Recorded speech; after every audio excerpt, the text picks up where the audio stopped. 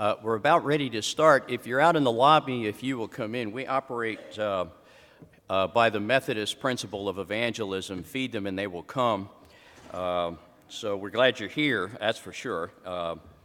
But we want to do more than eat, which we will enjoy eating together, but also learning together. As we look forward to our next session, it's a great privilege to introduce Dr. Philip Meadows. He's on the faculty at Cliff College in the UK. He has taught here in the US previously and is particularly interested in and well qualified to talk with us today about discipleship in a digital culture. Discipleship in a digital culture. I met Phil last year at the Wesleyan Theological Society. We were riding the shuttle over to Azusa Pacific University for the morning session, and I had just finished talking with Dr. Billy Abraham and seen that he had presented a paper on theology, neuroscience, and the soul, and asked him if he would like to come to be part of the conference, and he graciously accepted. And he introduced me to Phil, and Phil and I started talking about what we were doing. And he said, well, you know, I have a background in computer technology before I went to Cambridge to study theology. And I thought, this is another person that we need to try to have at our conference. And he also graciously accepted. So I think that given the way that our life is so occupied and even consumed by social media and other forms of digital technology, what he's going to talk about this morning is quite timely and relevant, and I think will be helpful for us in our ministry. So, Dr. Phil Meadows.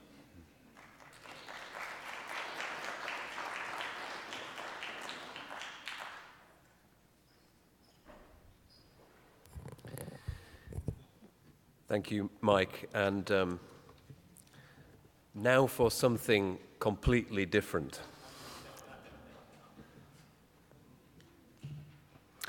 One day last summer, my wife, Samantha, and I made our way to the hospital for a long-awaited consultation. The doctor grabbed a box of tissues and thrust it under Sam's nose. It's breast cancer, I'm afraid. In the next few hours, we shared the news with people face to face. We also shared it with our wider network of friends built over a lifetime of ministry through telephone calls, video conferencing, text messages, email, and all the other digital media at our fingertips. It didn't take long before prayers were being offered up all around the world for us, and we were blessed with a stream of encouraging messages that kept us connected with the promises of the gospel. And it wasn't long before we were sat down together again, but this time at church, surrounded by a large number of saints who anointed us with oil for healing and laid their hands on our heads for the gift of the Spirit. When I took Sam into hospital for surgery, I was allowed to stay by her bedside much of the time, but there were occasions on this women's ward when I had to sit it out in the waiting room. But when I couldn't hold her hand, I could quietly send her comforting text messages right up until she was on a gurney headed for theatre. After successfully completing 2 surgeries and a course of radiotherapy, she is now cancer-free. Amen. And she doesn't have to revisit the hospital for another year. But that's almost the least of what happened. As Sam and I shared the journey with our social networks, the grace of God abounded in many ways. On the one hand, we encountered life-transforming grace in the use of digital media. Throughout our journey, Sam posted a regular email journal that resulted in one person after another sharing how God had used her powerful testimonies to bless them, encouraging them to greater levels of endurance and faithfulness in their own challenging circumstances. A church friend emailed his little group of prayer partners dotted around the country, and God even released the gift of prophecy among them, with healing words for us and others. It would seem that there may be even less than 6 degrees of separation in the networked kingdom of God. Indeed, during the first weeks of Sam's treatment, I was in the middle of teaching an online course here at Asbury Seminary in the area of spiritual formation. And as I shared our experience through discussion forums with students that I had never met face to face, I discovered that several of them were already involved in powerful healing ministries, and some were cancer survivors themselves, and I am deeply thankful for their counsel and prayer. Time after time, it would only take one text message for God to release the service ministry of others, making us meals, picking up the children from school, or battling through the worst snow in a generation to get Sam to a hospital appointment. Or take the day I was out prayer walking when my path crossed that of a local woman exercising her dogs. What would normally have been an exchange of pleasantries turned into a conversation about her own struggle with cancer and concluded with me praying for her then and there in the park. Since then, I have kept in touch through text messaging, words of encouragement and prayer, and she knows where we are and that we are there for her should she need our practical help. I tell some of this story as a way of exploring our complex relationship to technology in a digital culture. For those who have incorporated digital technologies into everyday life, looking someone in the face and connecting with them via Facebook are simply two different ways of relating to the same person or group of people. This doesn't mean that both kinds of relationship are equal importance or equivalent in function, as though one could substitute for the other, but it does mean that we're not forced to set them against each other. And although we may sustain some relationships exclusively through physical contact and others exclusively through digital media, a great many are sustained in both kinds. In this presentation, I will argue that digital culture is best understood as the ever more seamless convergence of the physical and the virtual in everyday life. And this has deep implications for the way we think about human identity, relationships, and community. From the perspective of everyday life, however, what comes to the foreground is a closer consideration of ordinary discipleship as the key to authentic Christianity and what it means to be truly human at the interface. Indeed, this connects very well with the Wesleyan tradition, I will argue, in which making and growing authentic disciples is an orienting concern. At one time, it was common to hear people talking about a coming digital revolution, as though the newly emerging digital culture would replace all our old media or pre-digital ways of doing things. What actually seems to be happening is not a revolution, but the convergence of old and new, of digital and more traditional media, and that they will interact in ever more complex ways into the future. From an everyday perspective, convergence is what happens when people navigate the flow of life at the interface of physical and virtual realms, from the formation of personal identity to the cultivation of relationships and participation in community. The basic principle of convergence is that human life can be expressed through digital media as well as the various traditions and practices of face-to-face contact. Wider discussions about digital culture, however, also examine how this principle of convergence is reconfiguring the way that we educate our children, collaborate in the workplace, spend our leisure time, do our shopping, pay our taxes, and engage in politics. Theologians should be concerned about how this is affecting the way we think about Christian discipleship and the future of the church. In his research on cyberspace, David Bell suggests that it's helpful to adopt a narrative approach to culture rooted in the everyday as something to be understood as it is lived. His analysis describes the relationship between culture and everyday life through three sets of narratives: the material, the symbolic, and the experiential. I'll adopt this as a framework for exploring the meaning of digital culture before using it as a basis to reflect on theological stories about its implications for Christian discipleship. The first dimension of Bell's narrative framework comprises material stories about the origins, development, and use of computers, digital devices, and the internet as cultural artifacts. In the combination of hardware, software, and wetware, the overarching plot of these stories has everyday life increasingly immersed in the virtual realm of digital media. For most tools, form and function can be closely related. But this is not true of the digital computer.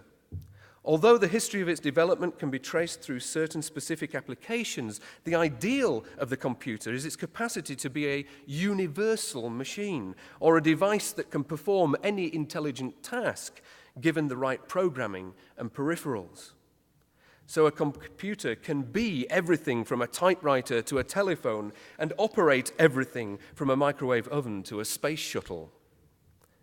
The principle of universality has also led to the development of ubiquitous computing, which is the integration of digital technology with the objects and activities of everyday life. For example, a human being might be connected to computerized environmental controls for lighting and heating through wireless connections to biometric monitors woven into items of clothing. The stories of ubiquitous computing envision an everyday environment of ambient intelligence in which human beings are interactively networked to computing devices in a host of seen and unseen ways that cut across and interconnect our households and workplaces, our labor and leisure. The logic of such pervasive computing is extended through wireless technology, from smartphones to GPS-enabled devices which keep us seamlessly connected to the internet through cellular networks and the growing ubiquity of wireless hotspots. We are interfaced to this virtual realm through a range of devices that we can wear about our person, hold in our hands and carry in our bags: netbooks, palm tops, digital pads, smart clothes and Android phones. These devices have augmented our experience of the world around us by keeping us ever more informed and actively involved in shaping the course of everyday life. If you want to know the best way to travel, where to eat, what to buy, or what to see, there's an app for that. From a very material point of view, the internet is simply a vast web of connections that exists between our digital devices. With stories of convergence, however, there is a shift of emphasis from the physical networking of devices to the virtual networking of people who use them. This trend can be seen in the transformation of what we used to call personal media devices, such as mobile phones, towards greater integration with social media technologies like Facebook. It's also evident in the evolution of websites from rather static providers of information to much more dynamic sites of collaboration through the development of interactive Web 2 technologies, from instant messaging to personal blogging to discussion forums and various kinds of Wikimedia applications. Some argue that it's no longer sufficient for us to think in terms even of being an information society, because we are gradually becoming a network society which has digital networks as its primary mode of organization. It's not that the concept of social networking is new, but that all the social institutions of the Western world are now being reconfigured around networking technologies, changing the way that we think about everything from domestic life to public education, economics, and politics. Again, the concept of cyberspace is not merely a synonym for the internet, but a metaphor for describing an experience of immersion and interactivity in the virtual realm of digital media. On the one hand, cyberspace can be associated with the creation of virtual reality or the computer simulation of participatory environments that have the look and feel of rather sophisticated video games. Perhaps the best known and widely accessible virtual reality environment is Second Life, in which your avatar can earn a living, buy some land, build a house, go to church, and even get married and settle down. On the other hand, it's more common for cyberspace to be experienced in a more general sense as a digital space in which one can associate with others and gather into virtual communities around a variety of shared interests and purposes. These digital spaces are typically mediated through interactive websites and social networking services, for example. From the perspective of convergence, however, stories about digital spaces illustrate the ever greater diffusion and integration of digital media with everyday life. As computing technologies become ever more ubiquitous, our digital devices keep us constantly connected to virtual networks of information, and social relations. In this post-desktop world, cyberspace is not merely some virtual realm out there somewhere we go to in search of a second life. Rather, inhabiting our digital culture means being immersed in a world where our virtual networks are interactively folded through the embodied experience of everyday life. The second dimension of Bell's narrative framework comprises symbolic stories that explore our relationship to technology in the form of fictional novels, art, and film. These stories remind us that inhabiting a culture is also an exercise of the imagination, which draws upon our memories and experiences while exploring our hopes and fears for the future. They examine how the imagination becomes a site of contestation for our worldview, or the way in which we see the world around us and seek to live successfully within it. These symbolic stories explore an emerging digital vision of the world, in which reality can be digitally remastered all the way down, technologically modified, and endlessly customized to our own preferences. In the compass of human life, this extends from digital human modeling for the development of everything from gene therapy to cosmetic surgery, and digital social networking in which we can play with or reconstruct our personal identities, relationships, and communities just the way we want them. What most symbolic stories of digital culture offer, however, are critical explorations of the tension between our ability to shape digital media and its power to shape or misshape human life. First, there are narratives that explore the convergence of technology and society. Stories like The Truman Show and The Matrix suggest that we are already living in virtual worlds, constructed by invisible powers that use technological media to keep us domesticated to the status quo. Digital culture has duped us into settling for the consensual hallucination of imaginary communities passed off as real by our virtual social networks. These stories seem to offer us a kind of neo-Marxist critique of our taken-for-granted world, unmasking the domination of everyday life by from a false consciousness about what is real, and inviting us to wake up and take control of our own destinies, daring us to embrace the depths and demands of true human life and community. Second, there are narratives that explore the convergence of technology and the body. Stories like Star Trek and The Bicentennial Man, for example, alert us to the possibility that we have all already been borged by our digital culture, insofar as the boundaries between biology and technology are now difficult, if not impossible, to draw.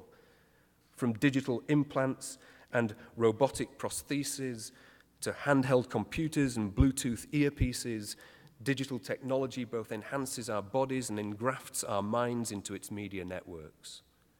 Stories of the cyborg expose the ambivalence or irony that exists between robotic intelligence that yearns to embrace the flesh in order to become more human, while human intelligence yearns to transcend the flesh in order to benefit from being more cybernetic. Although this can suggest a loss of humanity, some speak positively about our emerging post-human condition, in which the modernist vision of autonomous individualism is giving way to a postmodern vision of cybernetic selves who exist in the flow of relationships between flesh and silicon. Third, there are narratives that explore the convergence of technology and the mind. Virtual reality stories like Tron and The Lawnmower Man suggest that our digital culture has already turned us into human avatars. A kind of platonic dualism resurfaces as we dream about being jacked up into digital technology, freeing the software of our minds from the wetware of the flesh. Once liberated from the limitations of this meat space, disembodied minds can inhabit the virtual playground of cyberspace. Digital selves are set free from the givenness of the body and the contingencies of personal history to flit between physical and virtual realms and reshape their own identities at the interface between them. Of course, there are many stories that highlight the dark side of digital culture, in which the evils of the human imagination converge across the physical and the virtual, from pornography to cybersex, from online predators to cyberbullies, and from identity theft to cyber terrorism.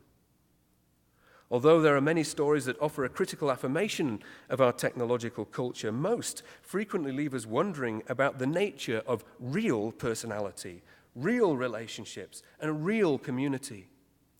Disquieted modernists might ask whether reality is actually out there, to be discovered in the eternal structures of nature and culture, body and mind. Digitized postmoderns, however, may wonder if there is a real self, or a real community that transcends all the illusions of our technological mastery and manipulation. Most of these stories remain ambivalent about such questions, perhaps because our digital culture cannot answer them on its own terms. One recurring thread, however, is found in the narrative of love. It is falling in love that awakens our heroes to seek for what is real through the veil of everyday life. It is falling in love that creates a longing for transcendence in the lover and the beloved. It is falling in love that empowers a risk-taking journey of self-discovery when everyday life keeps us hemmed in by fear. It is falling in love that strains past the illusions of virtual life in the pursuit of authentic relationships. It is love that leads us to what is real, transcendent, and imperishable. In short, love is the key to authentic persons, relationships, and communities. The third and final dimension of Bell's narrative framework draws upon stories that account for the impact of our relationship to technology in the realm of everyday experience. It's one thing to theorize about the meaning of digital culture as a dominant reality. It's yet another to account for the experience of living with digital media in the ordinariness of everyday life. Although there is a widespread concern that we are in danger of being disembodied by our digital culture, the value of face-to-face contact has also been substituted by the experience of telepresence. Telepresence is the digitally mediated sense of being somewhere else, being with someone else, or participating in remote events despite being separated by space and time.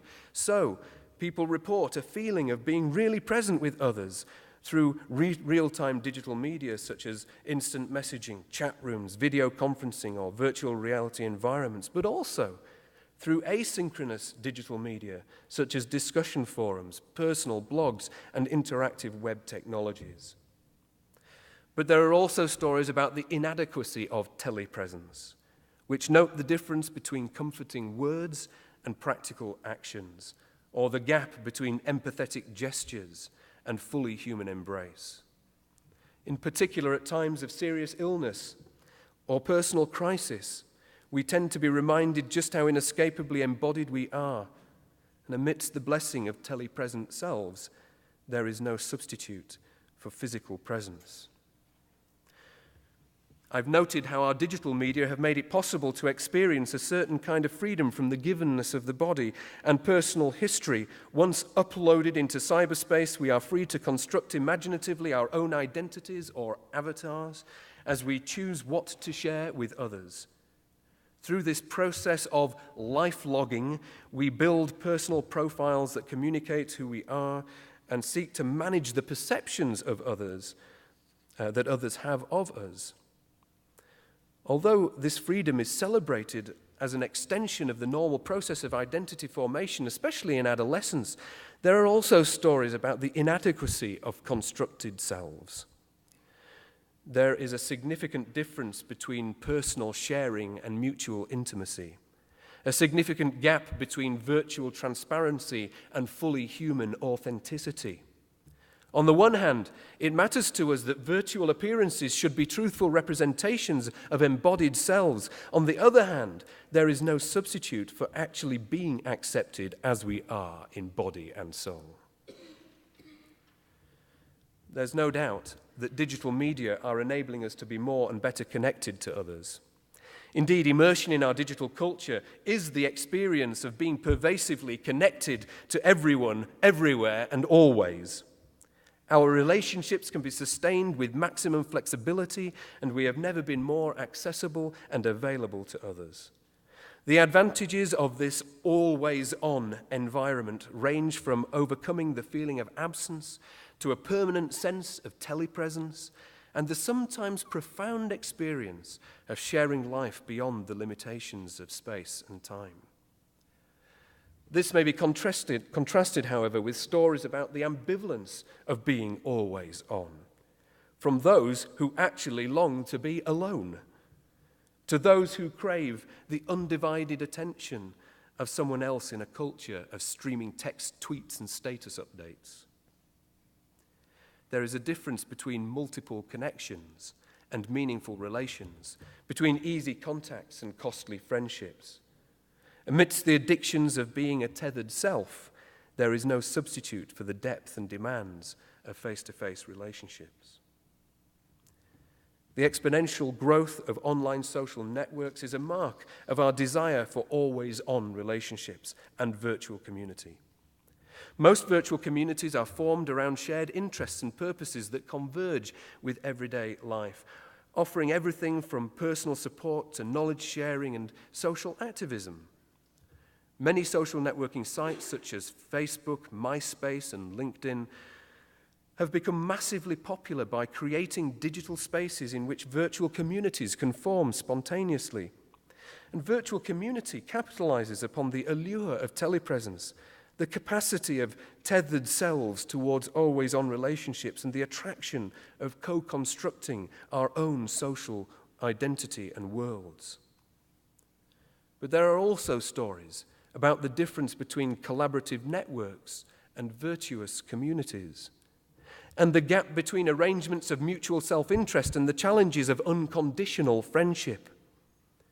Amidst the seemingly endless possibilities of being a networked self, there is no substitute for the engagement and neighborliness of physically present, embodied, and face-to-face community. Having outlined the nature of digital culture, we must ask what it means to live within it, especially as Christian disciples. One influential discourse in cultural studies has drawn a distinction between digital natives and digital immigrants. Digital natives are typically defined as those born and raised in a digital culture who have never known anything other than immersion in a world diffused with virtual participatory technologies. They are often described as part of a net generation for whom living with the internet is like the air they breathe, a taken for granted state of immersion and interactivity that is naturalized in the course of everyday life. Those born digital have grown up in the convergence of physical and virtual life at home, at work, and at church. Digital immigrants, however, belong to generations born before the development of digital technology and must consciously navigate an emerging culture that does not come so naturally. They are commonly depicted as either technologically inept or as those who use digital media in a non-native manner. That's me, actually. Probably a lot of you as well, I'm guessing. Whereas natives speak the language of digital culture with fluency, immigrants speak with a distinct accent that belongs to a pre-digital age. There's been much debate, however, about the helpfulness of drawing too strong a line between natives and immigrants. Although it's broadly agreed that young people have a much more naturalized relationship to technology, it's by no means universal. And it must also be remembered that contemporary technologies have been pioneered by earlier generations, so that living in a digital culture can become at least second nature to all. In the end, however, it's not about when we were born, but our relationship to technology that matters. Indeed, no one is actually born digital. No one is born already enculturated. Even natives have to be raised. Theologically speaking, I have found it helpful to develop this kind of approach by distinguishing between three kinds of story about what it means to live faithfully as Christian disciples in a digital culture. First, there are digital aliens who do not feel at home with virtual life and tend to adopt a critical relationship toward technology in order to expose the potential threats to authentic Christian discipleship.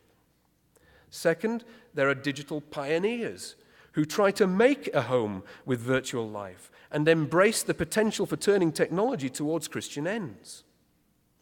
Third, there are digital natives, perhaps, who simply are at home with digital life, who express their Christian discipleship in a taken-for-granted convergence of the physical and virtual.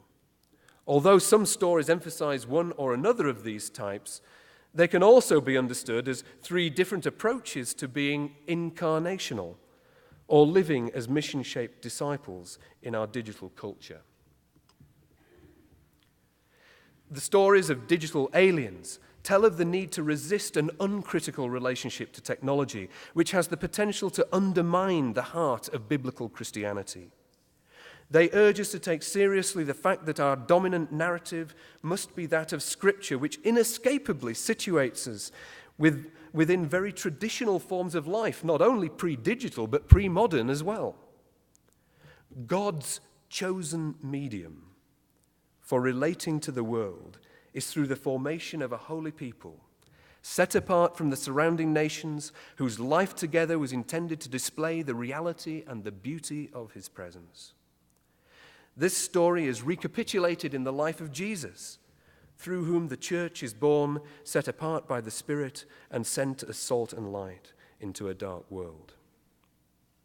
The church, as the holy people of God, the body of Christ, the temple of the Holy Spirit, is essentially an embodied, real presence in the world whose life together displays the costly love of God and neighbor, and among whom we receive a new identity as heaven's children. Among other things, the biblical church is a community of people who have everything in common, who practice hospitality to one another, who greet one another with a holy kiss, who wash one another's feet, who are servants of one another and stir up one another to love and good works. For some digital aliens, then, the very idea of virtual church is an oxymoron. The church, by definition and divine election, must be expressed in the gathering together and corporate witness of real people as physically embodied, geographically local communities of face-to-face friendship whose love of God overflows in the embodied love of neighbor through works of piety and mercy, where spirituality, sacrament, and soup ladle go hand in hand.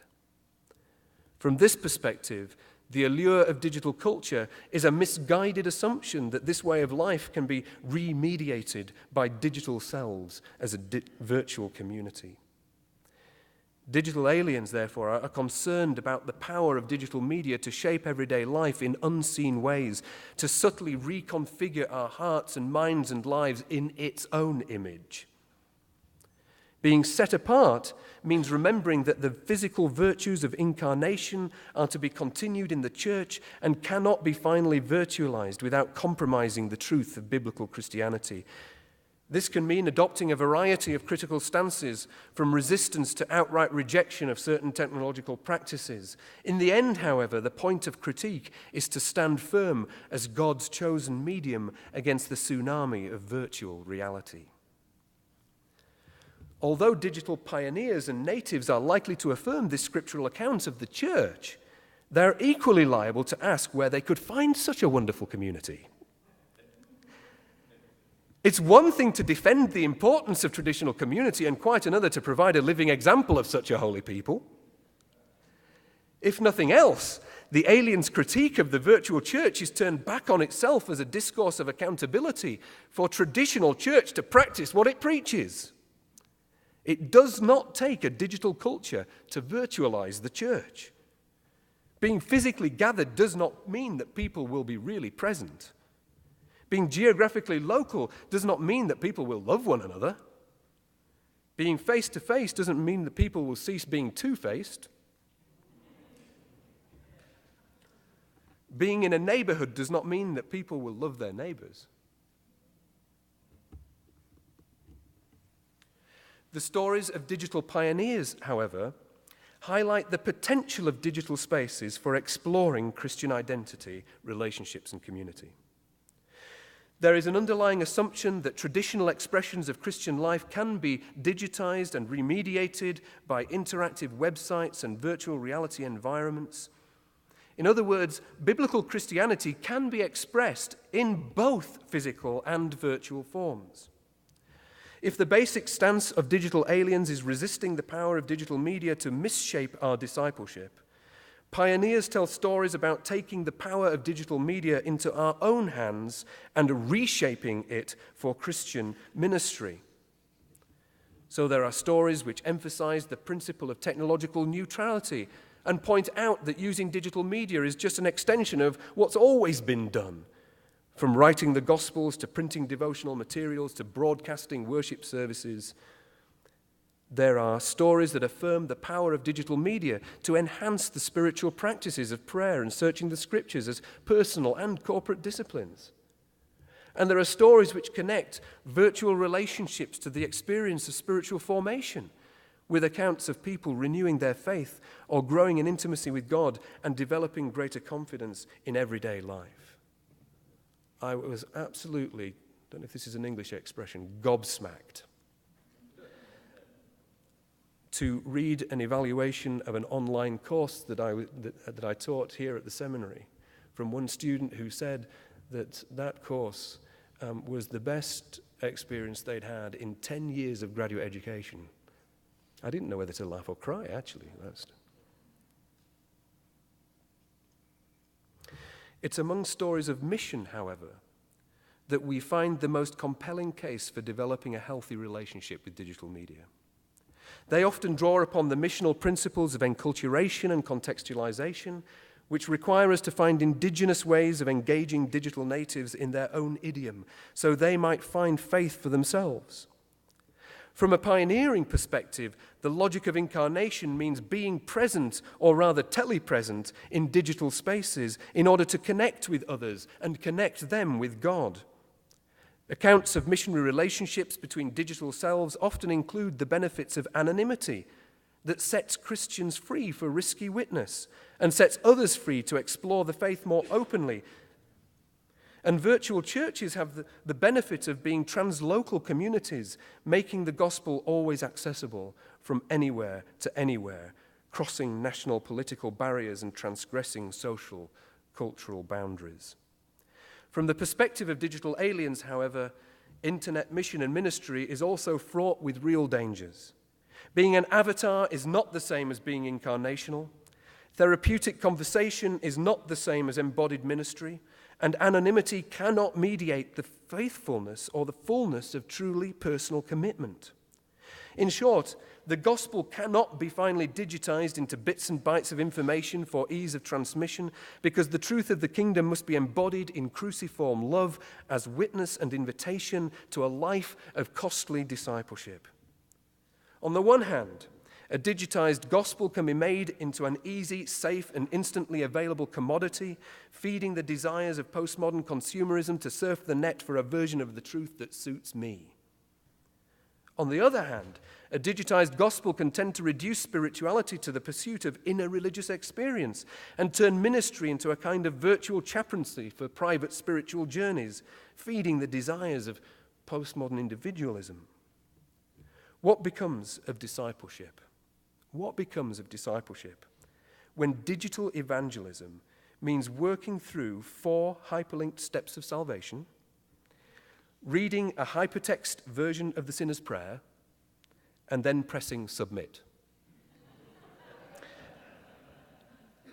Of course, the mirror of the virtual church turns this critique back on the digital alien again, observing that consumerism, emotivism, and individualism, and not least decisionism, are problems that have plagued the traditional church and its mission also. The appropriation of digital media by pioneers begs the question about the relationship between traditional and virtual church. First, they point out that the virtual church is not to be contrasted with the real church, because it is the real church, real people expressing itself through digital media in a virtual environment. Nor is it the case that participation in the virtual church is taken as a substitute for traditional forms of church. but they are complementary and mutually enriching expressions of Christian community. Nevertheless, faced with the critique of digital aliens, pioneers have often tended to argue for the legitimacy of virtual communities, defending them as expressions of church in the fullest sense. If digital aliens stress the importance of traditional community and digital pioneers emphasize the possibilities of virtual community, digital natives are more likely to speak of belonging to networks, of spiritual friendships that are expressed in both kinds. They are less likely to play zero-sum games between the physical and virtual aspects of community, and even less likely to join virtual churches that merely simulate traditional expressions for better or worse. For the digital native, a concern for authentic discipleship tends to precede any kind of institutional commitment, since the church is not fundamentally defined by organizational structures of either the physical or the virtual kind. Rather, church is a name given to real relationships between Christian disciples, such that the physical and the virtual are just two different ways of relating or being church together. Digital natives tell stories of how church emerges when Christians gather together at home or in a purpose-built sanctuary, in a meeting place like Starbucks or a virtual network like Facebook. What all these have in common is that they can become connective spaces which can flow together and where real people can make and sustain transforming relationships with God and one another. More importantly, church exists between these spaces as spiritual friendships that become deeply embedded in the ordinary routines of daily life. In short, church becomes a way of life, and that's what it means to be incarnational. If digital aliens resist the medium and digital pioneers reshape the medium, then the basic stance of digital natives is to remix the medium by folding their digital selves back and forth into the embodied realities of everyday life. They may have spiritual friendships that are maintained exclusively in either physical or digital spaces, but they are both experienced as real relationships between real people that transform the mundane in different ways. From the perspective of Convergence, however, these remixed relationships make no clear division between embodied and digital selves. Flesh becomes telepresent through virtual relationships, and telepresence is made flesh through face-to-face meetings. And social networks tend to dissolve the traditional boundaries between inherited institutions while reconfiguring new kinds of ecumenical cooperation and mission. As God's chosen medium gets remixed for a digital culture, however, the danger is that we will grow to prefer the virtual as an end in itself, or that real losses will be concealed behind convincing simulations. This most probably will not lead to the abandonment of embodied reality, but more to a loss of depth and authenticity, as real people tend to import the habits of hyperreality into the flesh. So it's not that we're in danger of being less personal, but that we become hyper-personal, living a kind of perpetual out-of-body experience in the midst of everyday life, having one face for our neighbor and another, 1, 2, or 3, for our online relationships, always and all of the time. It's not that we are in danger of being withdrawn, but that we will become hyper-present, relating to others in a life of continuous partial attention, surfing on the shallows of superficial relationships, never being fully present to anyone. Don't you hate it when you're engaged in a face-to-face relationship that comes to an end with the first bleep of a text message coming in? Again, it's not that we are in danger of being less relational, but that we will succumb to hyper-intimacy in the constant oversharing of trivial messages for popular consumption, nor the danger of being antisocial, but that we will become hyper-connected, multiply overwhelmed by token friendships, always on, but lacking the depth and demands of real love that make them worth living. Drawing these strands together, I suggest that the challenge of discipleship in a digital culture does not lie in adopting or defending the stance of digital aliens, pioneers, or natives. Rather, from a missiological perspective, I suggest that authentic discipleship requires the creative negotiation of all three, insofar as they represent different ways of thinking about the life of Jesus, of true humanity, and what it means to continue the logic of incarnation as mission-shaped disciples. First, being incarnational means going native. As Jesus was born into the cultural realities of his day, so we adopt the language and customs of our digital culture in order to make the reality of God known in our own time and place. Second, being incarnational means remaining alien.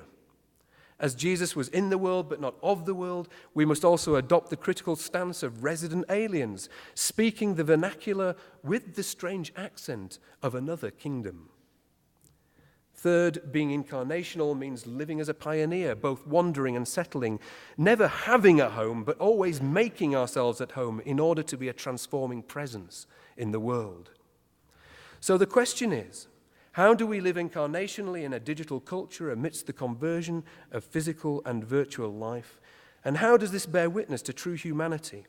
In my concluding reflections, as unlikely as it may seem, I want to draw upon the tradition of Wesleyan theology to explore a way forward. Although Wesley lived in a distinctly pre-digital world, he was an uncompromising advocate of real Christianity, or what it means to live as authentic disciples. On the one hand, he holds up real Christianity as a challenge to nominalism, or being Christian in name only, professing the faith without practicing the life. On the other hand, real Christianity is a challenge to formalism, or an outward performance of Christian life which does not flow from the real presence of God in the heart. In short, nominalism is a disembodiment of the gospel, while formalism is a mere simulation of real discipleship. They both sever the outward signs of word and deed from the inward reality of God's presence and power. They both lack authenticity. For Wesley, being made in the divine image means having the capacity for life-transforming intimacy with God through the gift of the Spirit, so that we may become more like Christ in word and deed. And by teaching an example, Jesus summed up real life and true humanity as loving God with all our heart, mind, soul, and strength, and loving neighbor as ourselves. And this is why Wesley was committed to the pursuit of perfect love, a vision of everyday life, thoroughly caught up and transformed by holy love, filling the heart and flowing out to others. God is love, and holy love is what makes us real Christians, real humans. So we can affirm the conviction at the heart of so much science fiction that love is the key to real and authentic humanity, relationships, and community. It is a sign of prevenient grace as the Spirit plants a longing within the human heart that can only be satisfied by the holy love of God and neighbor.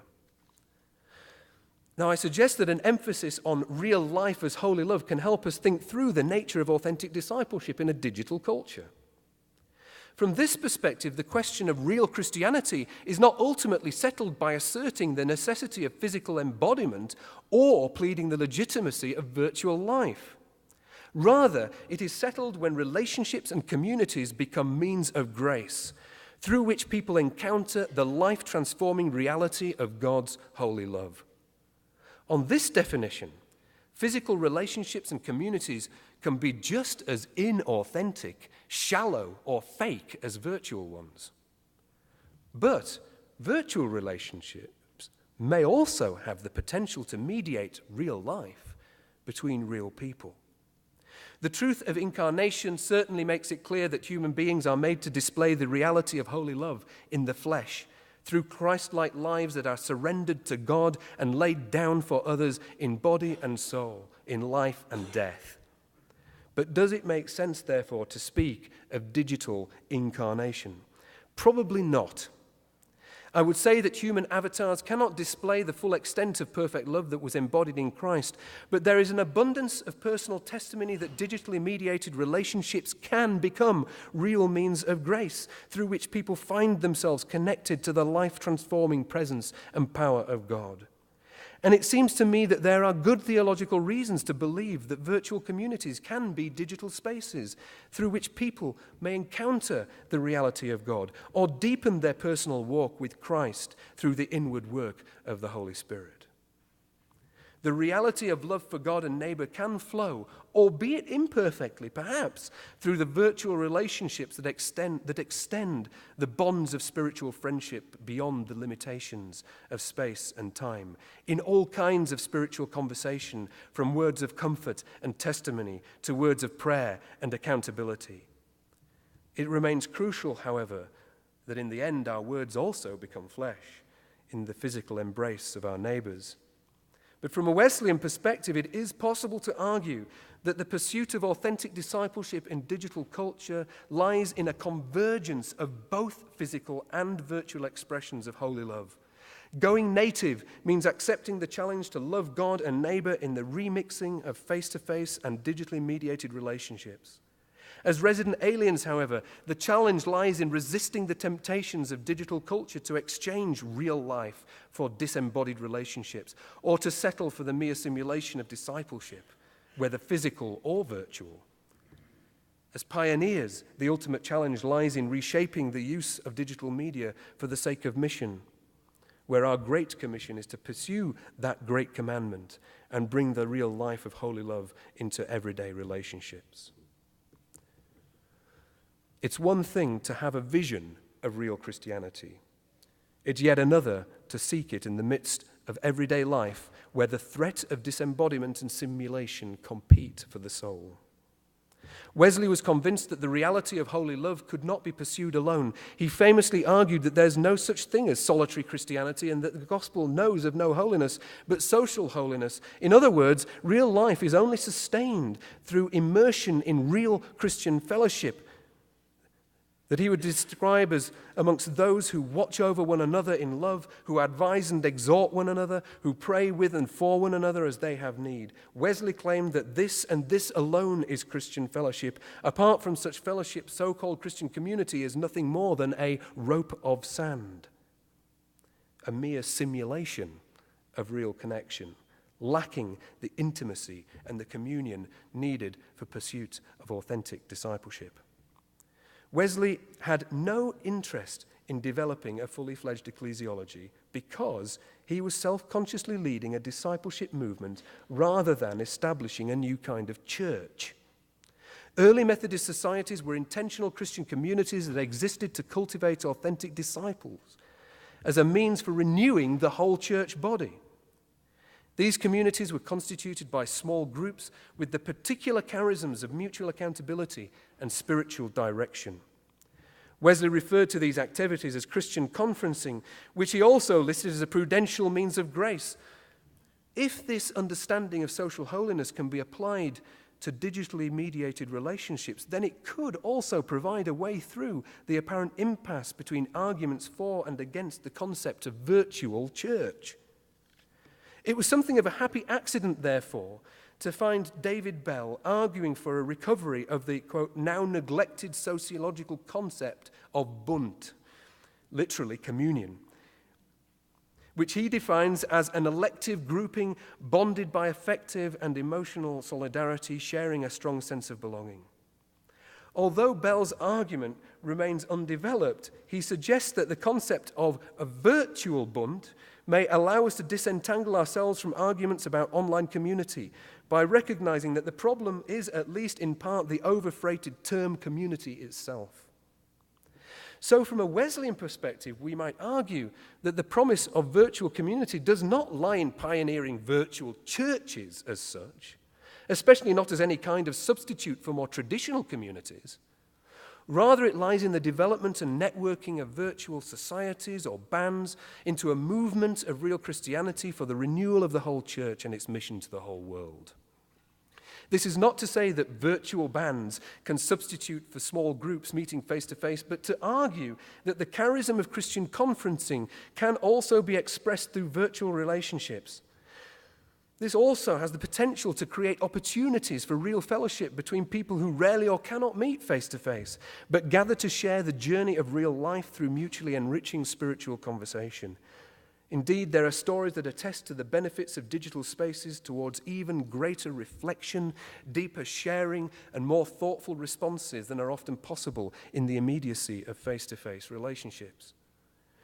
From the perspective of Convergence, I suggest that Christian conferencing as a means of grace can be a way of understanding the relationship between traditional church and virtual community.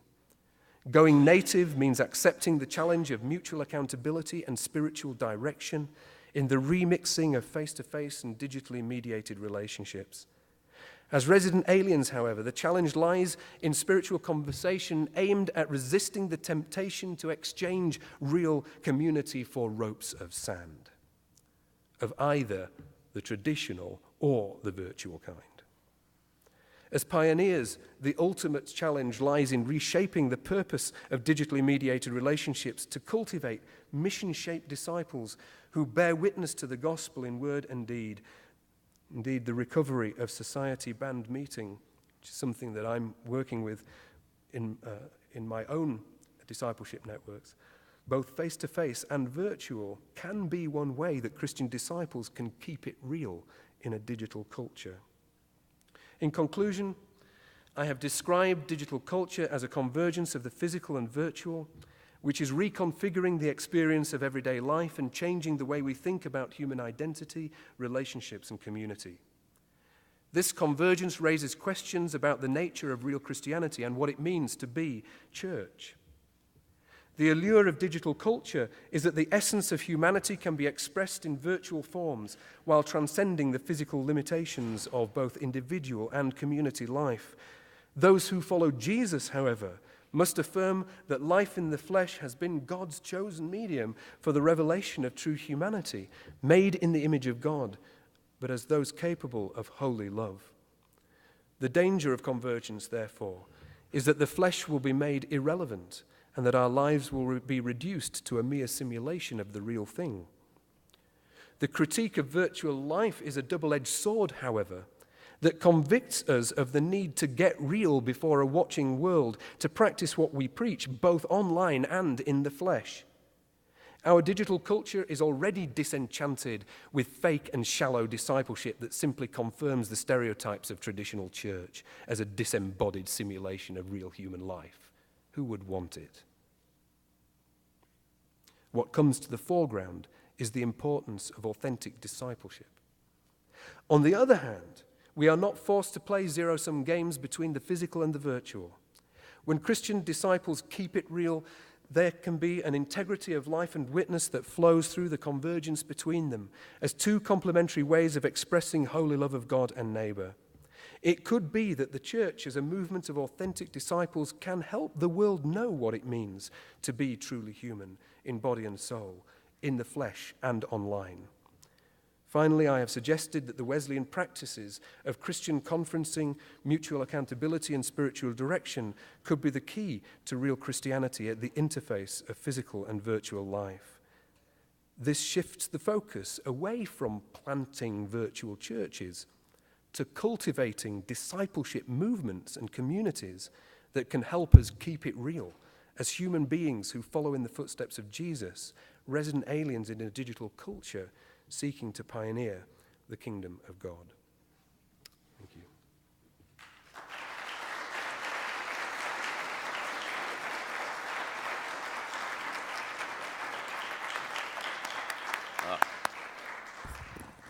Wonderful. Thank you so much, Phil. As a digital alien, I'm challenged and encouraged, and to think and rethink in new ways. So thank you. Thank you so much. We'll break until 1:30. Remember, there's an Ash Wednesday service that will be held in Estes Chapel. If you will assemble a few minutes before 1:30, we would like to start promptly at 1:30 with Dr. Kevin Siebold's presentation. And so lunch will be served over in the Student Center next building over if you're interested in eating there. And have a good break in talking with each other and our speakers, and we will see you after lunch.